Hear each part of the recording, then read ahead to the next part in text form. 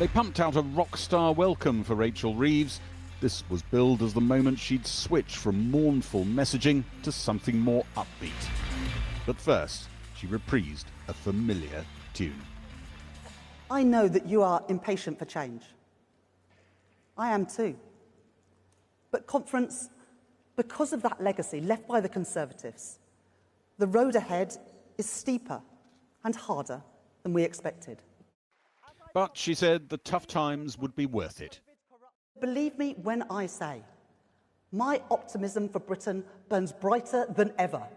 My ambition knows no limits, because I can see the prize on offer if we make the right choices now. Rachel Reeves insisted that though spending budgets would be tight, her critics on the left were wrong to say she was delivering Tory-style austerity. Next month, I will deliver the first budget of this Labour government. The first Labour budget in 14 years.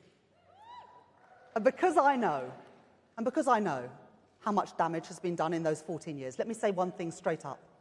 There will be no return to austerity. Outside, a small, rain-drenched demonstration against her decision to means-test the winter fuel allowance, which some label an austerity measure. Inside, she said she's stuck by the policy. We are reviewing plans for new hospitals promised by the Conservatives but which they did not budget for. We cancelled road and rail projects promised by the Conservatives but which they did not budget for. And I made the choice to means-test the winter fuel payment so that it is only targeted at those most in need. I know that not everyone in this hall or in the country will agree with every decision that I make. I judged it the right decision in the circumstances that we inherited. She managed to get applause for that, but trade unions have combined to get what they expect to be a conference vote against the policy on Wednesday. Even as Rachel Reeves boasted that Labour in government had settled some public sector pay disputes, the Royal College of Nursing tweeted out a ballot result. You just voted to reject the 5.5% pay award. The UK government must hear that message. For their incompetence, their Palestine right now, and we are still selling arms to Israel. Early in the speech, demonstrators interrupted and were wrestled out of the hall. As so often happens, a supportive audience became even more frenzied in their applause. Leading the field again and again, a block of Labour's newly elected MPs.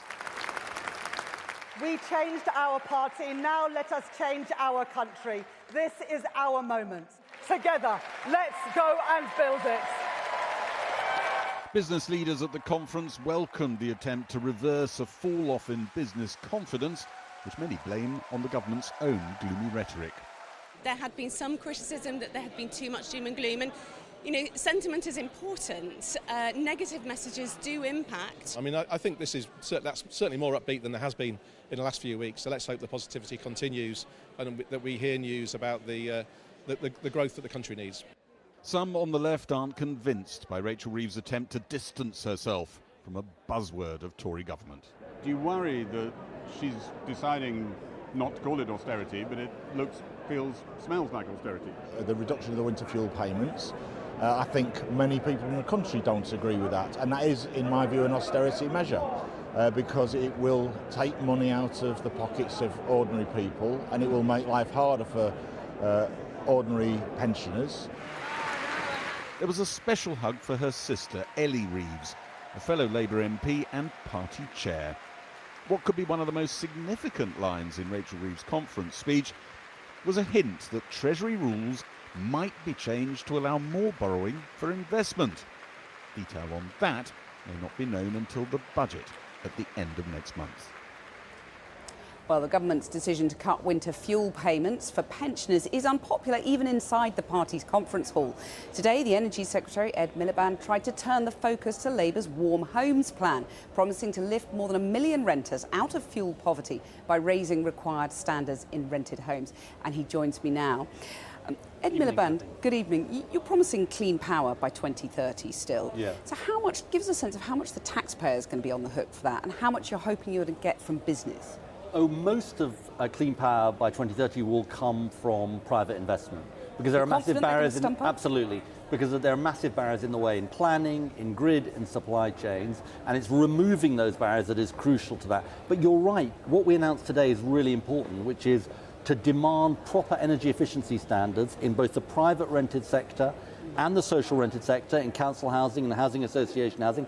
That will take 1 million people, 1 million families out of fuel poverty. It's something you'll remember, Kathy, that the last Conservative government was going to do, then Rishi Sunak abandoned it about a year ago, and it's about proper standards, and it shows this government is getting on with the job of actually cutting bills for people, and this will help cut bills. You've got quite a job on that 2030 date, haven't you? You talked about the lack of grid capacity, shortages of skilled workers. Is that date set in stone? I know you like an Edstone. Absolutely. What we've done since we came to office is we have shown the ability to act at speed, lifting the onshore wind ban, consenting more solar power, Kathy, in 2 and a bit months than the Tories did, the Conservatives did, in 14 years. The most successful renewable auction in history run on our watch, setting up Great British Energy. And it's all about getting off dependence on fossil fuels and giving the control and the certainty that clean power gives us. And we're getting on with that mission. Well, and your department is key to Rachel Reeves' vision, which she sat in the hall. I'll just remind you what I'm sure you were listening avidly. She talked about shovels on the ground, cranes in the sky, the sounds and sights of the future arriving. Phrase. Well, is it a bit dystopian? I mean, a bit weird to be dreaming about cranes on your horizon, isn't it? No, but look, I thought it was a great speech. And look, what Rachel was saying, well, I think 2 things she was saying. One, this is about jobs. I was Energy Secretary 15 years ago. What's changed about today is this is the economic opportunity of the 21st century. That's why the Chancellor of the Exchequer is talking about it. That's why Crewe will be talking about it tomorrow. And it is about those good jobs at decent wages that the British people have been crying out for so long. That's the first thing. And secondly, she said something very important about capital investment. Yes, and I was going to come to that. Yeah, well, on capital spending, which she hinted very strongly would increase, sell to sceptics in the Treasury why you should ease up on the borrowing rules to raise capital spending, for example, in your department. Well, look, the decisions on the fiscal rules are obviously a matter for the Chancellor, but her saying, it's worth saying to your viewers what she said, it can't be seen as simply a cost anymore, but investment must be seen as a benefit to the country. Why? Because how are we going to get growth? Growth is a central mission of this government. The only way we get growth is investment. It needs private investment, but what we know from around the world, from the Biden administration, from elsewhere, is that public investment is a crucial accompaniment to the private investment, and that is a very radical thing that the Chancellor of the Exchequer was saying today. Radical, and it also means easing up on your borrowing rules, doesn't it? Look, borrowing that is a decision. But that's what it means. I know far more than to get involved in the setting of the fiscal rules. That's Rachel. She's absolutely committed. That is what it means. When you quoted Biden, that's what it means. She's absolutely committed to her fiscal rules. But what she's saying is significant because it is saying we've got to think. I wouldn't say that, but what she's saying is that we've got to think about the long-term benefits of the country from investing in our country's future. And people have been saying, look, we need hope. Yeah. That was a speech full of hope. Well, I'm afraid to bring for a purpose, as Gordon Brown might Well, exactly, have and called it was a very Brownite speech, and you'd know because he was your boss. But, we've talked about the hope. Let's bring you back down to earth with the gloom now, because there's winter fuel payments. She made clear she wasn't going to, ease up on those cuts. I mean, are you scared to hear the truth about the scale of opposition because you put off this debate here? Why not let people have their say? Not at all. I'll leave conference arrangements to other people. But look, what Rachel is saying is this isn't a decision she wanted to take, but she faced this massive black hole in terms of the inheritance. And she felt, and I support her in this decision, she felt she couldn't justify a situation where winter fuel payment goes to everybody, including the richest in our society, and that's why she took the difficult decision. But just set against that, Kathy, is the basic state pension rising in line with earnings, not prices, something that never happened when the winter fuel payment was introduced. The drive that Liz Kendall, my colleague, has embarked upon to get people to take up the pension credit, hundreds of thousands of people not getting the pension credit. But she's right to stick to her guns. Absolutely. Right. And look, what she's trying to do is to make sure that she targets support at those who need it absolutely most. Well, You know, the whole conference has been slightly overshadowed so far by this row over freebies. You received Glastonbury tickets for yourself and a family member. You've received theatre tickets. I mean, why not draw a line under this and say, now you're ministers, you're going to pay not only for your own clothes, which seems reasonable, but also your own tickets to things like Glastonbury? Hang on a minute, Kathy. I was speaking at Glastonbury, and the tickets came with me speaking at an event at Glastonbury. Well, they were paid for by a music copyright group. I let other people judge, you know, what I am doing. But I think we owe it to the British people to talk about how we're actually going to change their lives. But now you're a minister, you won't be taking free theatre tickets, not whether right? not whether I went to a music festival. I mean, come off it, Kathy. Theatre tickets. I mean, now you're a minister. Will you just say, I'll pay my way? Look, I went with a friend of mine to a fundraiser for the Donmar Warehouse Theatre. Now, look, there are a few others. People can judge me on that if they like, Kathy. But I actually think that what the British people want to know is how we're going to change their lives, and that is what we're focused on. Right, but you won't commit to not taking any more free tickets now you're a minister? I think I'm very busy doing other things rather than doing those kind of things. No time to go to the theatre. Ed Miliband, thank you very much for joining us. Well, the answer to a lot of the big questions being asked here is wait for the budget. But there are signs that the government is gearing up, as we've heard, to increase investment infrastructure. Usual things like roads, equipment, buildings, which is sometimes called capital spending. But it isn't yet clear how that can be afforded. Our economics correspondent, Helia Ebrahimi, is here with me for more.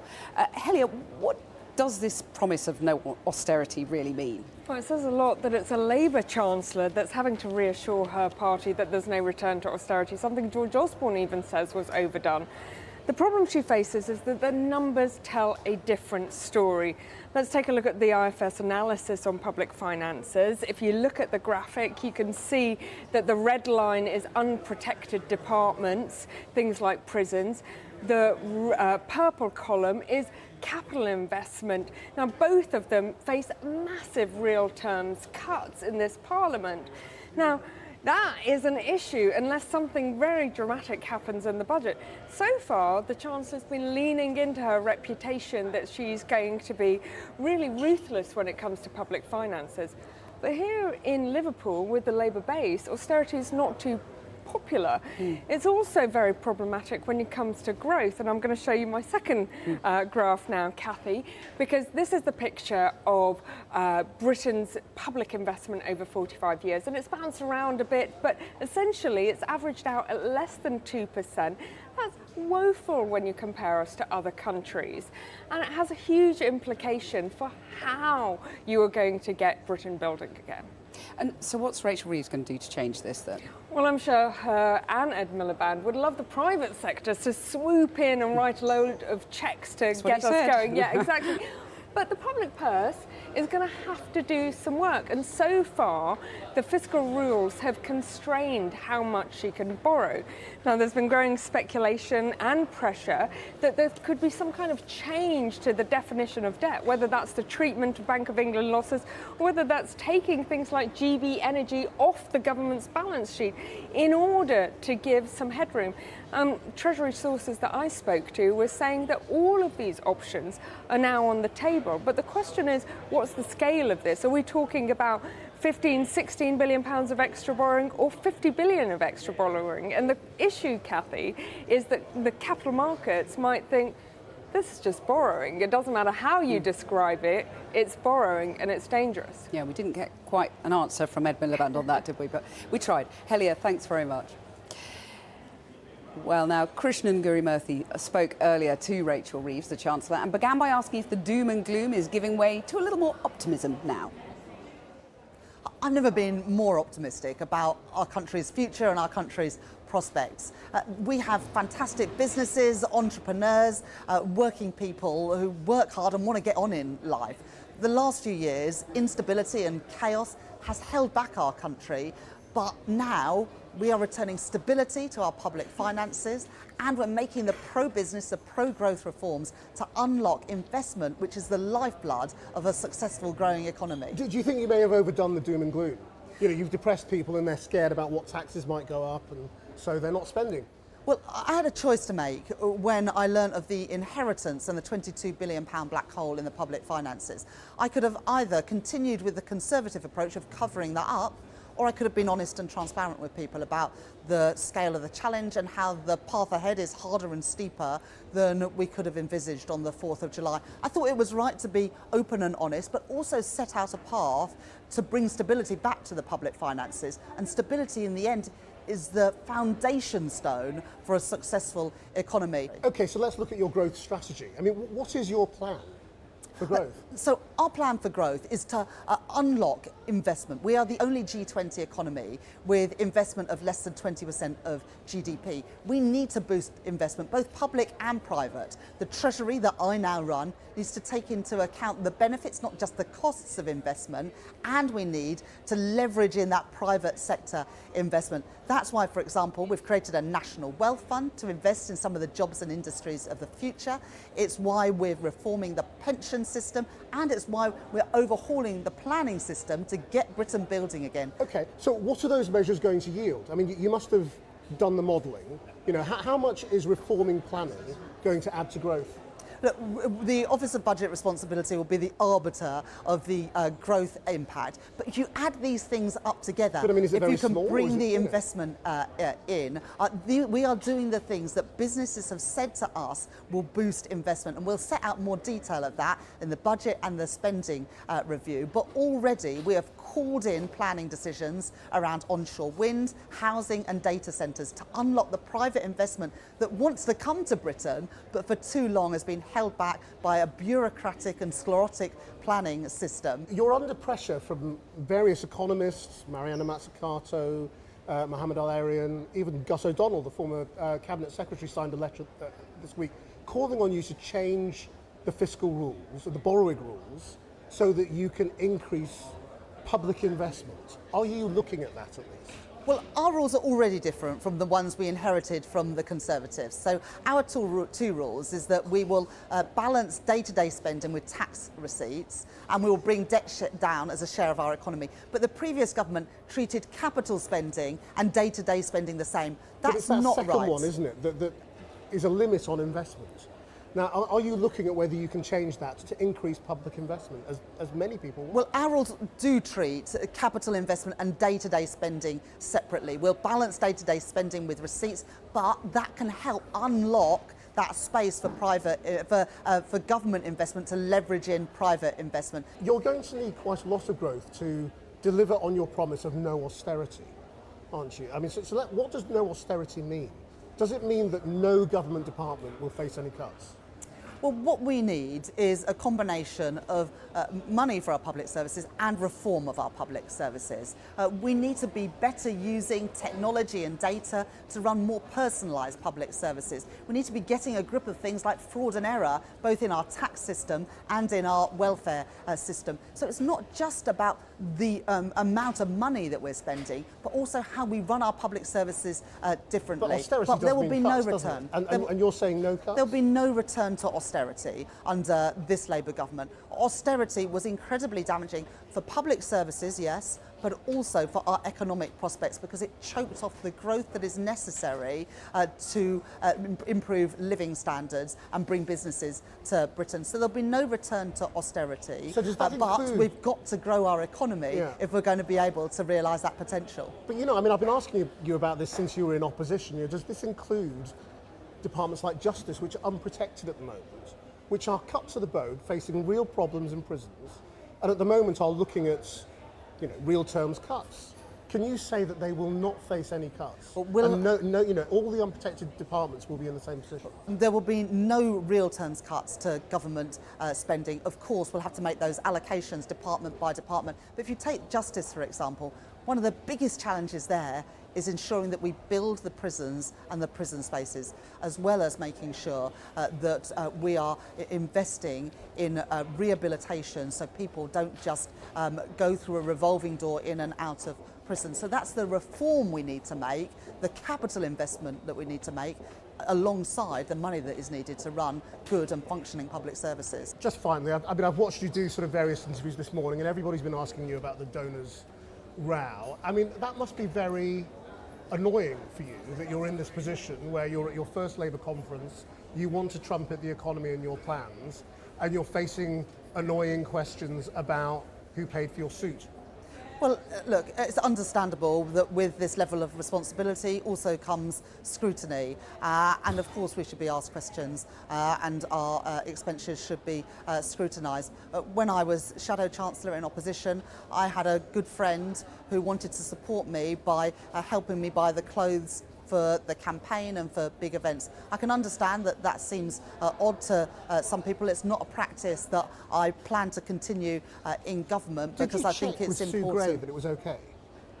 Well, we checked with the registrar for declaring all donations. That's what I always do with donations, whether it is for support with speech writing or research in my office.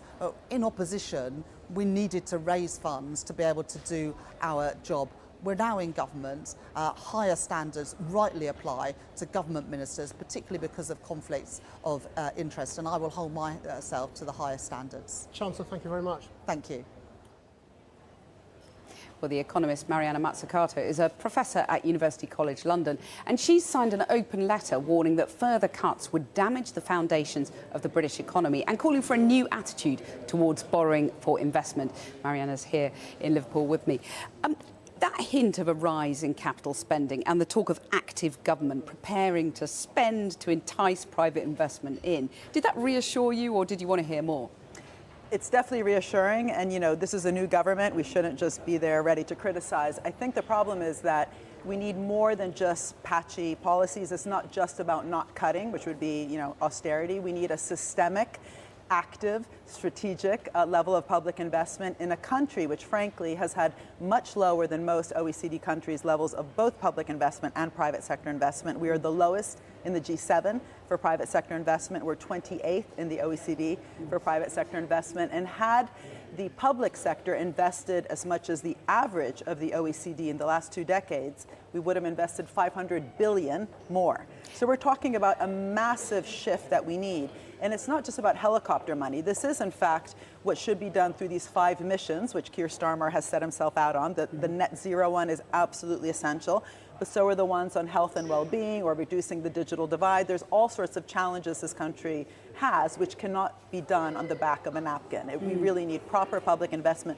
to crowd in the missing private sector investment. Well, the Chancellor referenced you, they were talking about it in the interview you've just seen.